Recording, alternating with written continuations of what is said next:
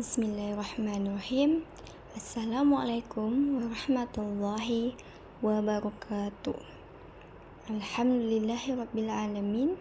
Assalatu wassalamu ala asrafil anbiya'i wal mursalin wa ala alihi wa ashabihi rasulillahi ajma'in. Amma ba'du. Perkenalkan, saya Nani. Dalam video ini saya ingin membagikan dua hal penting tentang satu, sejarah pendidikan Islam yang paling berkesan bagi saya. Yang kedua, ide tentang lembaga pendidikan impian saya jika diberi kemudahan oleh Allah Subhanahu wa Ta'ala untuk mendirikannya. Langsung saja saya sampaikan judul yang pertama, yaitu sejarah pendidikan Islam yang paling berkesan.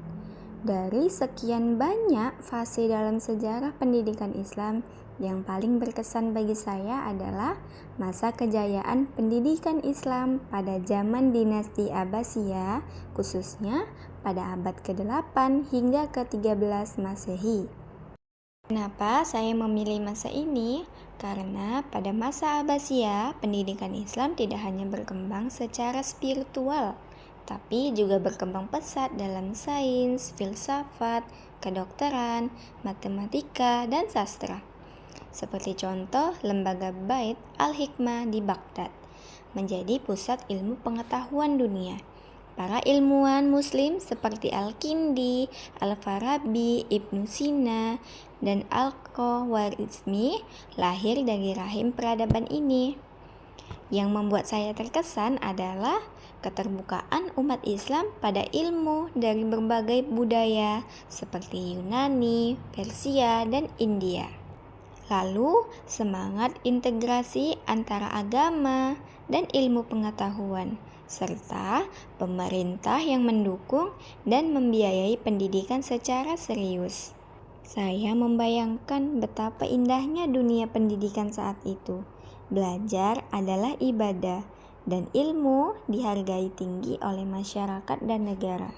Yang kedua, yaitu gagasan mendirikan lembaga pendidikan.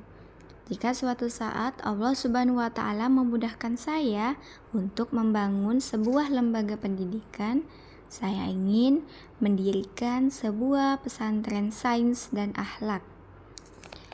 Apa keunggulannya dibanding lembaga pendidikan lain di sekitar tempat tinggal saya nantinya? Yang pertama, saya ingin integrasi ilmu agama dan sains modern. Santri akan mempelajari tafsir, hadis, fikih, dan akhlak secara mendalam. Namun, juga belajar sains, teknologi, dan keterampilan seperti abad ke-21. Contohnya, coding, public speaking, dan kewirausahaan. Yang kedua, kurikulum berbasis proyek sosial.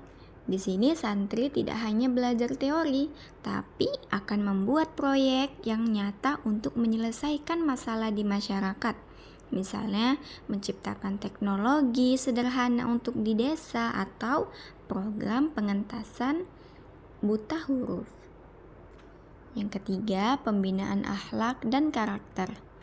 Fokus utama lembaga ini bukan hanya melahirkan orang pintar, tapi melahirkan pemimpin berakhlak mulia dan cinta ilmu.